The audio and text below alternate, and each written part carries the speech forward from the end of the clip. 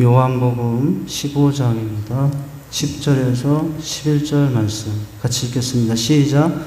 내가 아버지의 계명을 지켜 그의 사망 안에 거하는 것 같이 너희도 내 계명을 지키면 내 사랑 안에 거하리라. 내가 이것을 너희에게 이름은 내 기쁨이 너희 안에 있어 너희 기쁨을 충만하게 하려 함이라. 아멘. 교리 시간이 너무 딱딱하고 어려울 수 있어요. 충분히 그런 시간을 보내고 있습니다. 그래서 이 딱딱한 분위기를 깨려고 제가 옛날에 했던 유머를 먼저 하고 이제 시작을 하려 합니다. 그러니까 이제 오늘이 첫 번째 유머 시간인데, 우리 성도님들 다 들었던 유머예요. 이제 들었던 유머니까 지금부터 준비할 게 있어요. 웃을 준비를 하셔야 됩니다. 한번 웃을 준비, 한번 따라서 해보실까요? 하하하. 하하하. 네. 어떤 성에 늙은 마녀와 세 딸이 살고 있었대요. 마녀와 세 딸이 살고 있었답니다. 근데 이 마녀가 나이가 들어서 죽을 날이 가까워와가지고 딸들에게 유언하려고 마지막 죽기 전에, 마녀니까 능력도 있겠죠. 그리고 첫째, 셋째 딸에게, 우리 집도 세 딸이 있는데, 셋째 딸에게 이제 운명할 날이 얼마 안 되었다고 생각이 돼서 첫째 딸에게 이제 소원을 말해보라고 했습니다. 야, 내가 죽을 때가 얼마 안 됐는데 우리 딸들, 이제 마귀 엄마가 딸들에게 말합니다. 우리 딸들, 내가 엄마가 소원 한 가지씩 들어주고 저세상 가야 되겠다. 첫째 딸이 말했답니다. 저는 튼튼해지고 싶어요. 강해지고 싶어요. 그렇게 말했어요. 그래서 첫째 딸은 소원대로 강해졌답니다. 둘째 딸이 왔어요. 둘째 딸이 왔는데, 이제 항상 이 둘째 딸은 늘 이제 동생과 또 언니 사이에서 빈대만 부는 그런 둘째 딸이었어요. 그래서 이 둘째 딸이 마귀 엄마에게 소원을 말했습니다. 저는 부자가 되고 싶어요. 그랬답니다. 셋째 딸에게 이제 마귀 엄마가, 야, 너 막내딸, 너는 어떤 소원을 가지고 싶니? 그러니까 딱 들어보니까 선뜻 생각이 안 나가지고 첫째 딸이 했던 이제 강해지고 싶다고, 둘째 딸이 가졌던 소원 부자가 되고 싶다고. 그래서 이 셋째 딸이 이제 엄마에게 말했어요. 엄마, 저는 첫째 언니, 둘째 언니처럼 다 되고 싶어요. 그러자 여러분, 그 말이 끝나기가 무섭게 막내딸은 강부자가 되었답니다. 할렐루야. 네. 오늘 교리 공부 시작하겠습니다. 딱딱한 재미없는 교리 공부. 자, 첫 번째부터 보시죠. 첫 번째부터 보시면은, 우린 1문을 했었어요. 1문. 이 1문답에 대해서 했어요. 오늘은 뭡니까? 제2문에 대해서 봅니다. 제2문이 뭐냐면은, 여러분 그 보라색 글씨 보입니까? 한번 같이 읽어보실까요? 시작.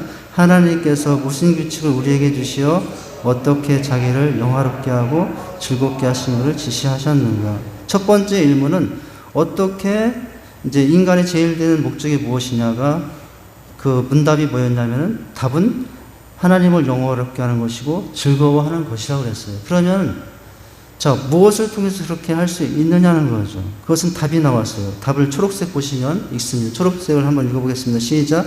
신구약 성경에 기재된 하나님의 말씀은 어떻게 우리가 그를 영화롭게 하고 즐거워할 것을 지시하는 유일한 규칙입니다. 여러분, 하나님을 영화롭게 하고 즐겁게 하는 유일한 규칙은 하나님의 뭐라고 말씀하고 있어요?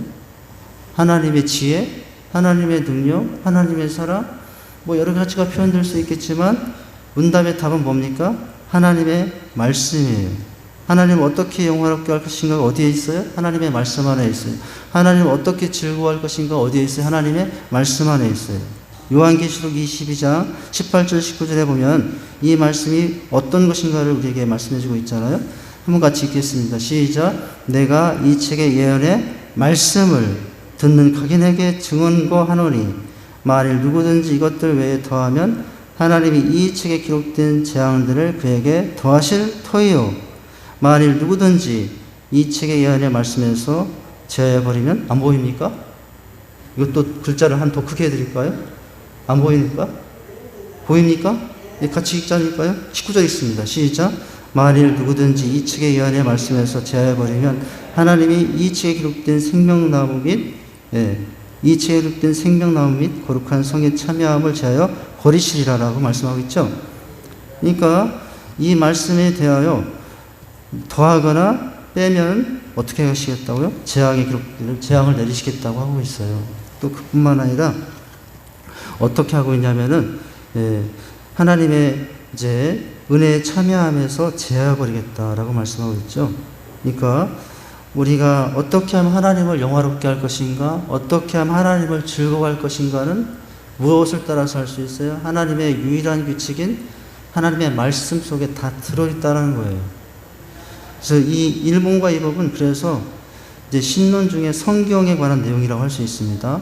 자, 우리가 인간의 말씀 외에 학식, 인간이 가지고 있는 지식, 경험을 가지고도 하나님을 영화롭게 하거나 즐거워하려고 할 수 있을 겁니다. 그런데 그걸 가지고는 안 된다고요. 오직 몸만 가지고 하나님을 영화롭게 할 수 있어요? 오직 몸만 가지고 하나님을 즐거워할 수 있어요? 그렇게 할 수 있는 유일한 규칙은, 법은 어디에 나와 있어요? 하나님의 말씀에 다 나와 있다는 거죠. 자, 첫 문장을 보시면 좋습니다.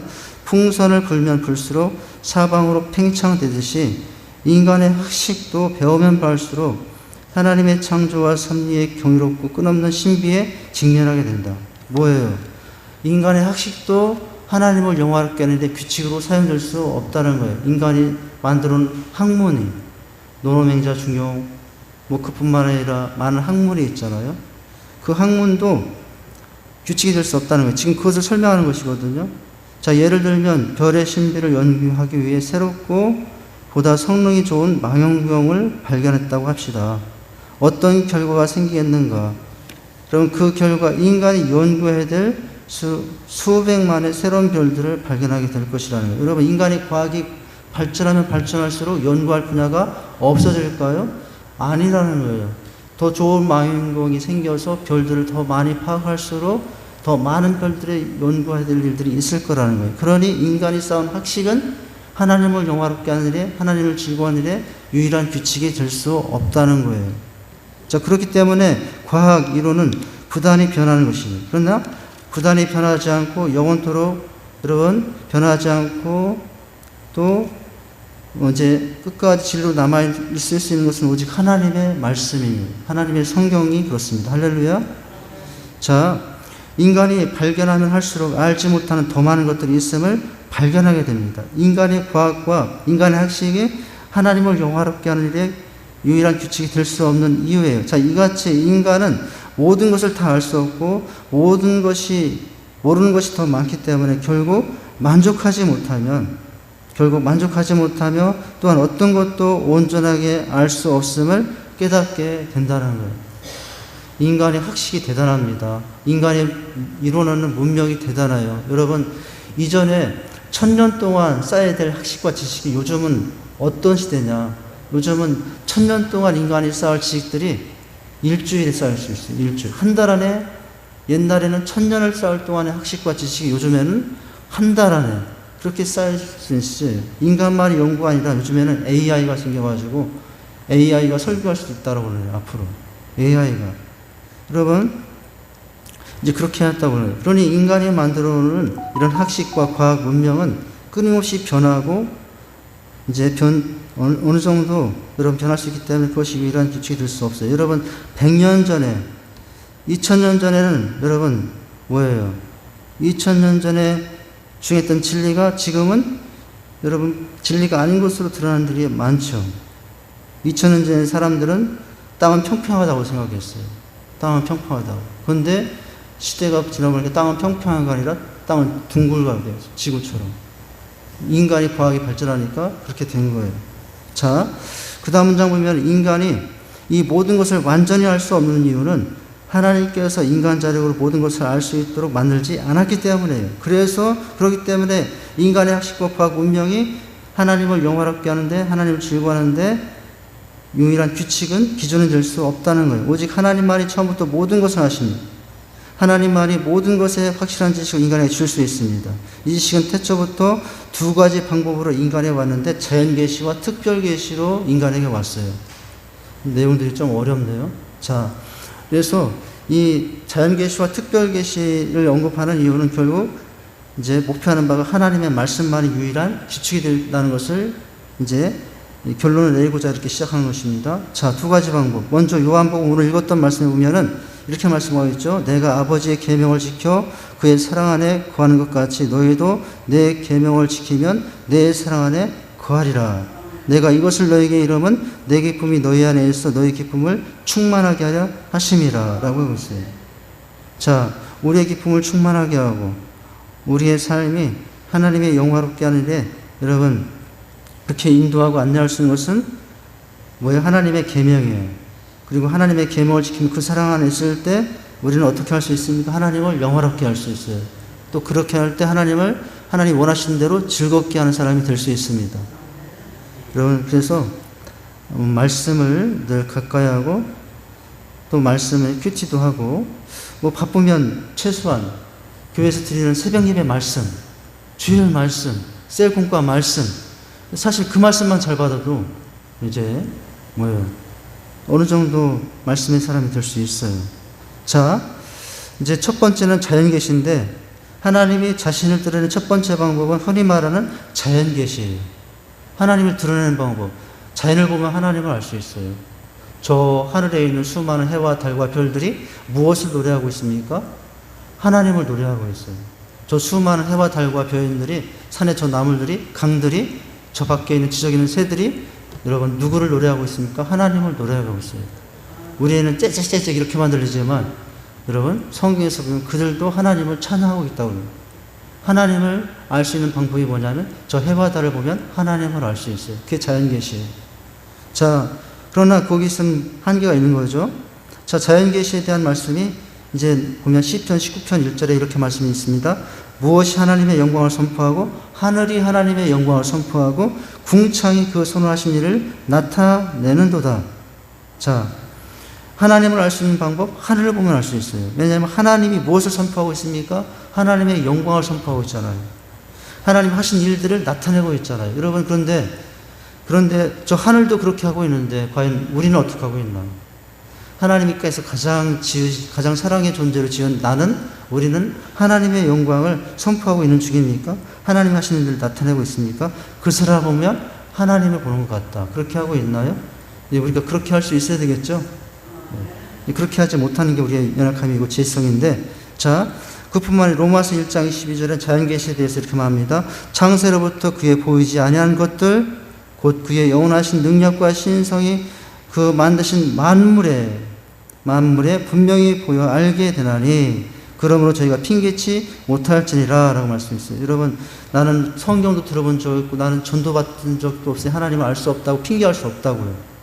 그 말씀하고 있잖아요. 왜냐하면 비록 사람들이 하나님을 알려주지 않았을지라도 하나님은 뭘 보고 여러분 만물을 보고 하나님을 알게 해놨다고 했어요. 그리고 하나님 앞에 가서 나는 누가 선교 와서 말씀을 전해주지 않아서 하나님 몰랐습니다.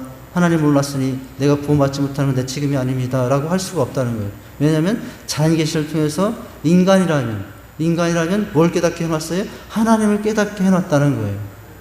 자, 이게 자연. 그런데 여러분, 너무 불완전하잖아요. 그래서 그 자연계시의 부족함을 완전케 해주기 위해서 특별계시는 하나님의 말씀인 줄 믿습니다. 하나님의 말씀이에요. 자, 그것이 베드로후서 3장 2절이에요. 하나님이 자신을 드러내시는 두 번째 방법은 특별계시입니다. 첫 번째 방법은 자연계시예요. 자, 자연계시의 부족한 부분을 우리는 어디에서 찾아낼 수 있어요? 특별계신 하나님의 말씀에서 찾아낼 수 있어요. 베드로후서 3장 2절을 읽어보시면 좋습니다. 한번 같이 읽어봅니다. 시작. 곧 거룩하신 선지자의 예언한 말씀과 주되신 구주께서 너희의 사도들로 말미암아 명하신 것을 기억하게 하려 하노라. 15절. 또 우리 주의 오래 참으심이 구원이 된 줄로 여기라. 우리 사랑하는 형제 바울도 그 받은 지혜대로 너희에게 이같이 썼다는 단어가 나오죠. 썼고 가로 있습니까? 썼다라는 단어가 있습니다. 다음 16절 읽어보겠습니다. 시작. 그 모든 편지에도 어디에도? 편지에도. 이게 하나님 말씀이거든요. 그 모든 편지에도 이런 일에 관하여 말하였으되 그 중에 알게 어려운 것이 더러 있으니 무식한 자들과 굳세지 못한 자들이 다른 성경과 같이 그것을 억지로 풀다가 스스로 멸망에 이르느니라 라고 말씀하고 있죠. 자, 이어하는 말씀 또 이렇게 기록되어 전달된 말씀들이 다 특별계시예요. 특별계시에 대해서 말씀하고 있습니다. 자, 우리가 어떻게 하나님을 영화롭게 할 것이고 어떻게 하나님을 즐거워할 것인가는 바로 하나님의 말씀이 유일한 기준이 되는데 그 말씀이 우리에게 주어진 것은 특별계시를 주어진 거라는 거예요. 자연계시를 통해서 알 수 없던 하나님의 모습, 하나님의 뜻, 하나님의 마음을 어디서 찾아낼 수 있어요? 성경에서 찾아낼 수 있어요. 그러니 그 성경을 알면 누구를 영화롭게 하는 일에 하나님을 영화롭게 하는 일, 그 성경을 알면 하나님을 즐거워하는 일이 어떻게 하는 것인가를 알 수 있다는 거예요. 할렐루야. 유일한 규칙은 성경입니다. 여기 지금 이제 아담의 이야기가 나올 텐데요. 한번 보시죠. 하나님은 에덴에서 또 아담에게 말씀하셨습니다. 아담은 하나님의 피조물들과 어울려 그의 말씀도 가졌어요. 아담은 자연을 봄으로 많은 것을 알 수 있었습니다. 그러나 그 모든 것을 알 수 있었던 것은 아니에요. 자연계시죠. 다 알 수 있었던 것은 아니에요. 예를 들면 그는 아직 일어나지 않은 것은 알 수 없었습니다. 아담일지라도. 나무에서 과일을 따먹는 것 같은 아주 간단한 일을 확실히 알기 위해서 아담은 어디 아래서? 하나님의 말씀의 빛 아래에서. 첫 번째 바로 말씀, 두 번째 빛. 하나님의 말씀의 빛 아래에서 자연현상의 틀을 해석하는 것이 필요했어요. 자연계시로만 부족했습니다. 그래서 말씀의 빛 아래에서 말씀 안에서 바로 해석할 수 있게 되는 거죠. 아담이 하나님을 거슬려 범죄했을 때 그는 하나님의 말씀도 거절했습니다. 그는 하나님이 그때 어떤 것이 옳은가를 말해줄 필요가 없는 것처럼 행동하였습니다. 어떻게 해야 이렇게 될 수 있냐면은 말씀을 받아들이고 말씀을 생명의 양식으로 영혼의 생수로 영접하고 받아들일 수 있어야 되거든요. 그런데 거절하니까 이렇게 행동하게 된 거예요. 대신에 그는 진리를 발견하는 소위 과학적 방법, 즉 시행착오의 방법을 시도하려고 결정했습니다. 그때부터 지금까지 아담과 그의 후손들 예수 그리스도를 통하여 구원에 이른 자들 외에는 흑암 속에 헤매게 되었어요. 이것은 하나님의 계시가 완전하여 어떤 어둠이 있기 때문이 아닙니다. 하나님의 빛은 아직도 그가 만드신 만물에 밝게 비치고 있습니다. 범죄하기 전 죄 없는 아담도 하나님의 말씀의 빛이 없이는 자연의 빛을 이해할 수 없을 텐데 하물며 우리는 어떻게 했습니까? 그러니까 여러분, 우리가 하나님을 온전히 깨닫고 하나님을 영화롭게 하는 방법은 자연계시를 통해서만이 아니라 그 자연계시에 부족한 모든 것들을 채우기 위해서 주신 하나님의 특별계신 성경 하나님의 말씀 속에서 우리는 찾아낼 수 있고 그 말씀을 통해서 하나님께 올바르게 영광을 돌리는 삶의 길이 열린다는 거예요. 할렐루야. 오늘 안개처럼 찬양 우리 너무나 제가 은혜를 받았는데 이제 그 말씀을 보면서 들으면서 오늘 말씀의 내용이 그대로 떠올랐어요. 예수의 길, 생명의 길. 예. 이제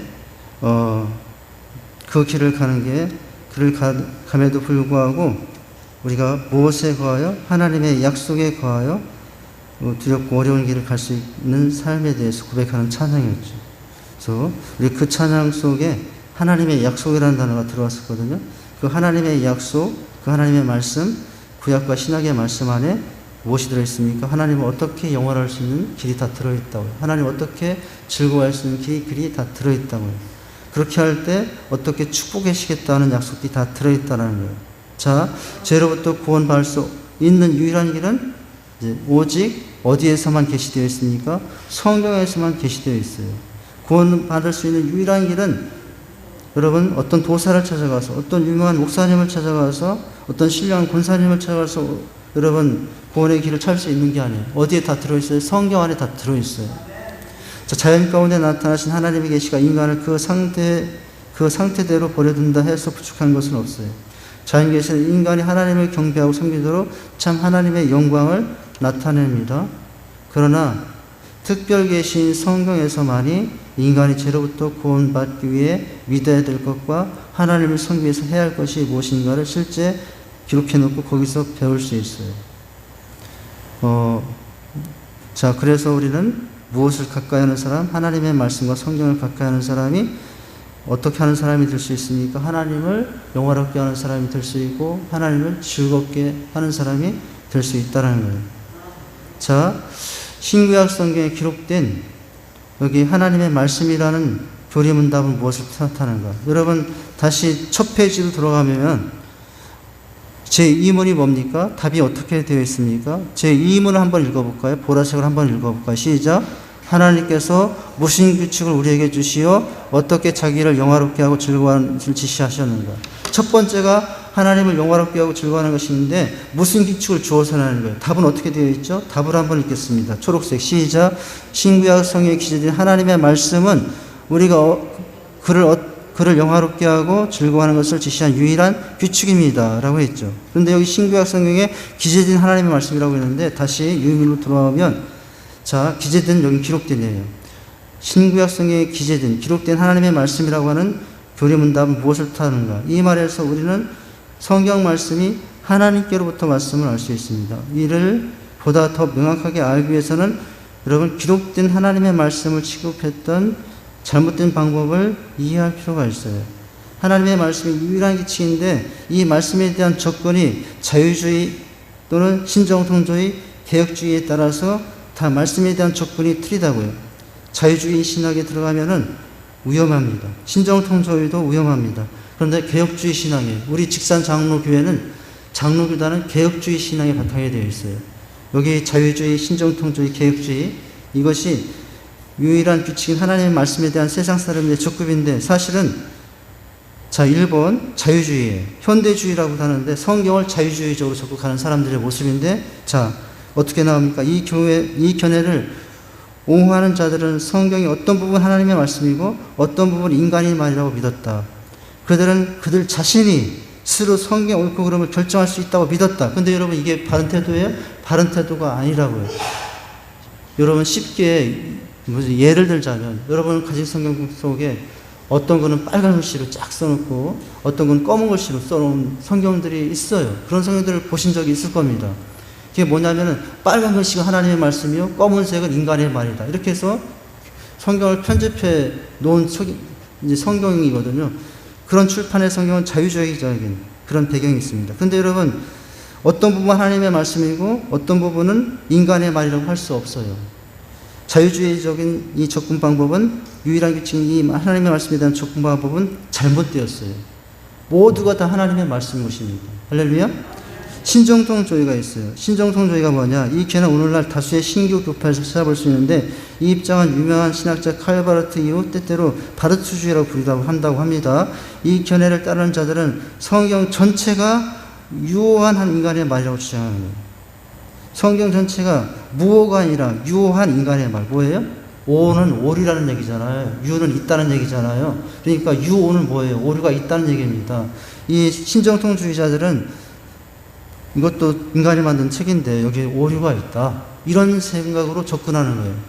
잘못된 겁니다. 자, 그들은 말하기를 사람들이 인간의 말인 성경을 읽을 때 하나님은 인간의 말을 통하여 그들 자신의 마음에서 하나님의 참된 말씀을 받도록 하기 위하여 인간의 말인 성경을 아무튼 사용하신다고 말합니다. 자, 성경의 어떤 부분 하나님의 말씀이 인간의 임하는 수단이기도 하지만 갑에게는 성경 이 부분만 말씀하고 을에게는 성경에서 저 부분만 말씀하게 되어진다는 거예요. 여러분 이게 잘못된 거예요.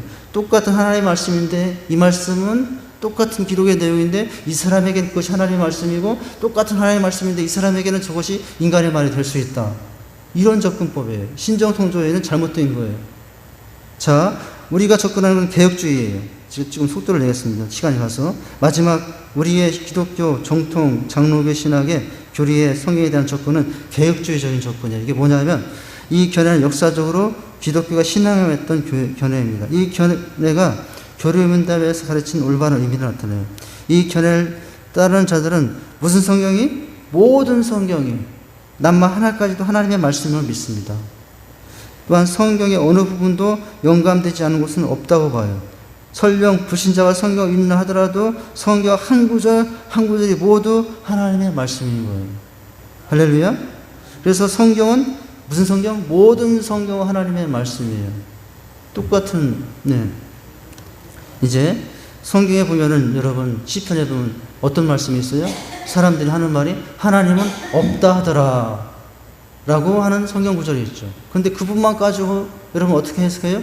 이 부분만 하나님의 말씀이다 생각하면 하나님은 없다가 되는 거예요. 근데 하나님은 없다 하다가 그 부분만 강조하기 표현한 것이 아니라 뭐예요? 하나님은 있다는 것을 강조하기 위해서 그 부분을 썼던 것이거든요. 그러니까 이 계획주의적인 접근 방법은 뭐냐면은 모든 성경 한 구절 한 구절이 다 하나님의 말씀임을 기억하고 그렇게 접근할 수 있어야 됩니다. 할렐루야. 내가 이해가 되는 것만 하나님의 말씀이고 이해가 안 되는 것은 하나님의 말씀이 아니다. 이렇게 해도 안 돼요. 이해가 되지 않아도. 예. 이제 다 하나님의 말씀으로 받을 수 있어야 됩니다. 성경이 하나님의 말씀이요. 우리가 어떻게 하나님을 영원하게 하고 영원히 그를 즐거워할 것인가를 지시하는 유일한 규칙이기에 다음 세 가지. 이거 첫째, 둘째, 셋째는 다음 주에 더 자세하게 하려고 했는데 첫째는 뭡니까? 자, 개혁주의적인 우리 교단이 우리 직산교회가 취입하고 있는 성경 적분의 내용은 개혁주의적인 접근인데 첫째는 성경이 무호하다는 것을 믿는 것입니다. 유호하다는 것이 아니라 무호하다. 할렐루야. 그리고 성경은 명료하다는 것, 둘째. 그리고 셋째, 성경은 충족하다는 거예요. 예.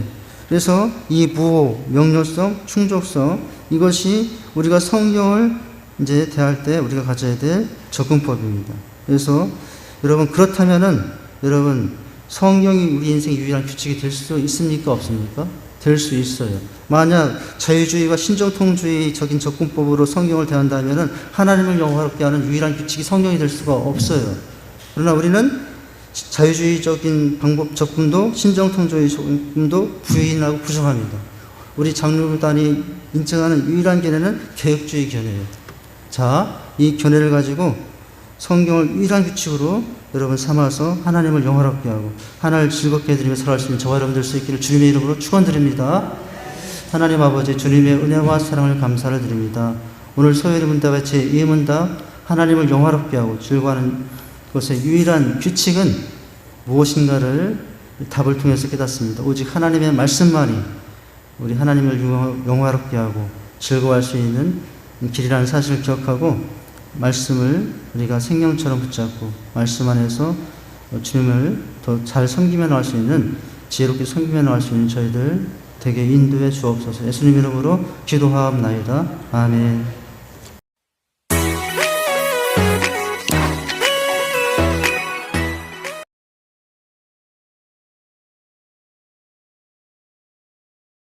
바둑에는 복기라는 개념이 있습니다. 내가 두었던 바둑돌을 다시 하나하나 되짚어가며 돌아보는 일입니다. 어떤 판단을 했고 어떤 선택으로 나아갔는지, 그리고 다시 그 길을 되짚어보며 앞으로 나아갈 길을 준비하는 것입니다. 우리의 신앙도 마찬가지입니다. 우리는 걸어온 길을 되돌아보며 내가 걸어온 길이 하나님이 바라시는 방향으로 걸어왔는지, 지난날의 나의 선택들이 하나님께서 기뻐하시는 방향을 향해 있었는지 살펴보아야 합니다. 우리의 신앙은 움직이는 자전거와 같아서 페달을 계속해서 밟지 않으면 넘어지게 됩니다. 우리의 신앙은 어느 영역에 도달했다고 해서 완성되는 것이 아닙니다. 나아가지 않으면 퇴보하는 것이 신앙의 길입니다. 여러분의 신앙에 마침표는 없습니다. 단지 조금 힘에 붙인다면 쉼표를 찍어 잠시 쉬어가세요. 그리고 다시 나아갑시다. 우리 주님께서 다시 오실 그날이 우리의 신앙의 여정에 마침표를 찍는 순간입니다.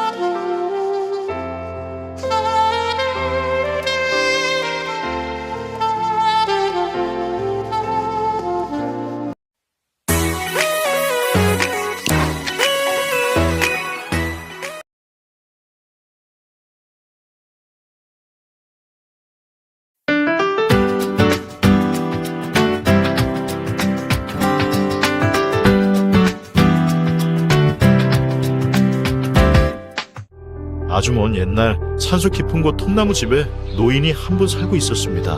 이 노인은 세상의 지혜를 다 가지고 있는 분이었습니다. 때때로 노인이 마을에 내려오면 마을 사람들은 그분의 말을 들으려고 그분 주위에 모두 몰려들곤 했답니다. 어느 날 노인은 마을 사람들에게 행복의 비밀을 가르쳐 주겠다고 약속했습니다. 그러나 조건이 있었는데요. 이 비밀을 들을 만한 가치가 있는 한 사람에게만 말해 주겠다고 했습니다. 사람들은 여러 가지로 고민했습니다. 그래서 아름다움이야말로 세상에서 가장 값지고 귀한 것이라고 생각하고 마을에서 가장 예쁜 소녀를 보내려고 했습니다. 그러나 노인은 그 소녀를 돌려보냈습니다. 사람들은 다시 의논했습니다. 고민 끝에 가장 돈이 많은 사람을 보내기로 했습니다. 많은 재산이야말로 세상에서 가장 소중한 것이라고 생각했기 때문입니다. 하지만 이번에도 노인은 그 비밀을 가르쳐 주지 않았습니다. 노인은 슬펐습니다. 사람들이 그렇게 밖에 생각 못한다는 사실에 너무 실망했습니다. 그런데 노인이 길을 걸어가다가 작은 새를 안고 울고 있는 한 소녀를 만났습니다. 노인이 다가가서 물었습니다. 얘야, 지금 왜 울고 있니? 여기 있는 새가 다친 것 같아요. 새가 너무 불쌍해서 슬퍼서 울고 있었어요. 소녀의 말을 들은 노인은 너무 기뻤습니다. 이제야 행복의 비밀을 말해 줄 사람을 만난 거예요. 얘야, 지금 내가 흘리고 있는 눈물이야말로 가장 소중한 것이란다. 남을 사랑하지 않고서는 결코 행복을 맛볼 수 없단다. 그제서야 그 행복의 비밀은 소녀를 통해 사람들에게 널리 알려졌답니다. 그러나 오늘날까지도 어리석은 사람들은 행복의 비밀이 무엇인지 알려고조차 하지 않는답니다.